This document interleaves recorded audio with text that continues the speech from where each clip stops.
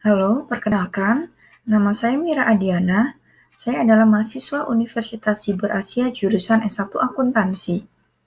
Pada kesempatan kali ini, saya akan melakukan presentasi sebagai tugas ujian akhir semester mata kuliah teori akuntansi. Di sini saya akan membahas beberapa hal terkait teori akuntansi. Untuk itu, langsung saja kita ke topik yang pertama. Topik yang pertama adalah terkait 4 pilar standar akuntansi keuangan atau SAK yang ada di Indonesia. Yang pertama ada SAK internasional. SAK internasional adalah standar akuntansi yang mengadopsi penuh IFRS atau International Financial Reporting Standards, yaitu standar akuntansi internasional yang mengatur pelaporan keuangan perusahaan. SAK internasional ini termasuk Publicly Accountable Entities atau entitas yang memiliki akuntabilitas publik. SAK ini diterapkan oleh entitas seperti perusahaan terbuka, TBK, bank, asuransi, dan juga BUMN. Referensi dari SAK ini adalah IFRS. Tujuan SAK internasional adalah untuk menyediakan laporan keuangan yang relevan dan dapat dipahami oleh pengguna laporan keuangan di seluruh dunia.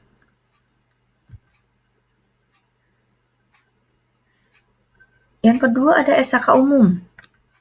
Jadi SAK umum ini adalah standar akuntansi untuk mengakomodasi kebutuhan dan karakteristik perekonomian di Indonesia.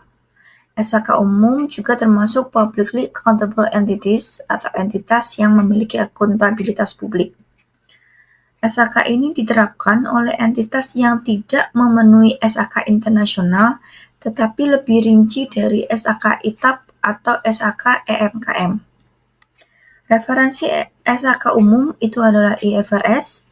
Tujuan dari SAK umum ini adalah untuk menyediakan kerangka akuntansi yang relevan dan andal bagi entitas di Indonesia.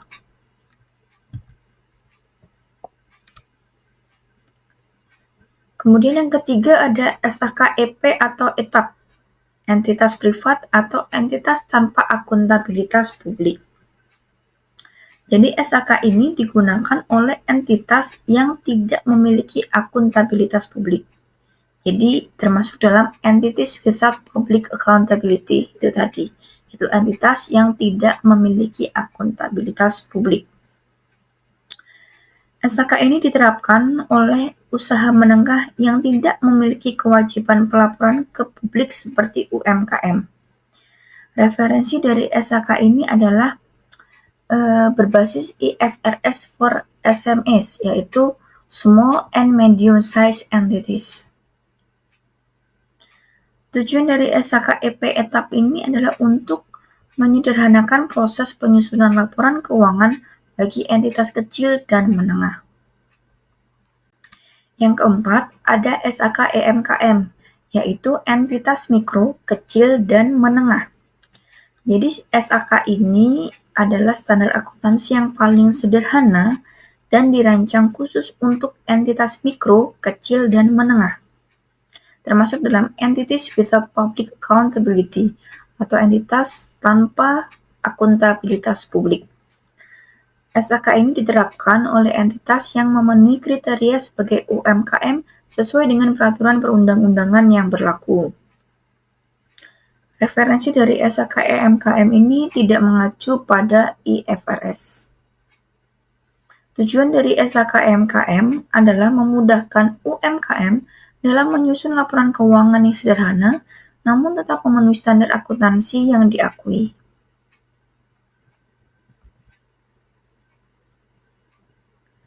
Kemudian topik kedua yaitu, apakah standar akuntansi keuangan di Indonesia itu mengacu ke IFRS atau US GAAP? Jadi, SAK di Indonesia itu lebih mengacu pada IFRS dibandingkan dengan US Generally Accepted Accounting Principle atau US GAAP. Hari ini karena Indonesia itu telah menjalankan proses konvergensi atau penyesuaian standar akuntansi keuangan ke IFRS sejak tahun 2012. Dewan Standar Akuntansi Keuangan (DSAK), Ikatan Akuntansi Indonesia, secara bertahap mengadopsi IFRS dengan beberapa penyesuaian untuk kondisi di Indonesia.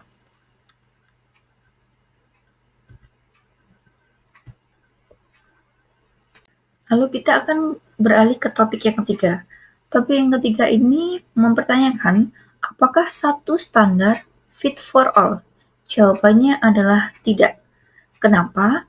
Nah, di sini saya akan menjelaskan 3 alasan kenapa satu standar akuntansi itu tidak fit for all. Alasan yang pertama adalah kompleksitas bisnis. Jadi setiap bisnis itu kan memiliki karakteristik unik, mulai dari ukuran, industri, hingga model bisnis. Standar yang terlalu rigid itu tidak mungkin mengakomodasi keberagaman ini, sehingga sulit untuk diterapkan untuk menghasilkan laporan keuangan yang relevan. Perusahaan besar dengan transaksi global itu kan memerlukan standar akuntansi yang lebih kompleks seperti IFRS, berbeda dengan UMKM yang tidak membutuhkan standar akuntansi karena transaksi UMKM itu kan lebih sederhana. Kemudian alasan yang kedua itu terkait kondisi ekonomi. Kondisi ekonomi di setiap negara itu kan juga berbeda-beda. Misalnya, tingkat inflasi yang tinggi atau fluktuasi nilai tukar mata uang yang signifikan itu membutuhkan penyesuaian khusus dalam standar akuntansi. Nah, alasan yang ketiga itu adalah kebutuhan pengguna. Pengguna laporan keuangan itu memiliki kebutuhan yang berbeda-beda. Investor institusional mungkin membutuhkan informasi yang lebih detail dibandingkan dengan investor individu. Di standar yang terlalu umum mungkin tidak memenuhi kebutuhan semua pengguna. Perusahaan publik membutuhkan standar yang memastikan laporan keuangannya transparan bagi investor dan regulator. Berbeda dengan UMKM yang hanya memerlukan laporan keuangan yang cukup untuk kepentingan perbankan dan pajak tanpa aturan yang terlalu rumit. Jadi itulah kenapa satu standar itu tidak memungkinkan untuk diterapkan di semua entitas.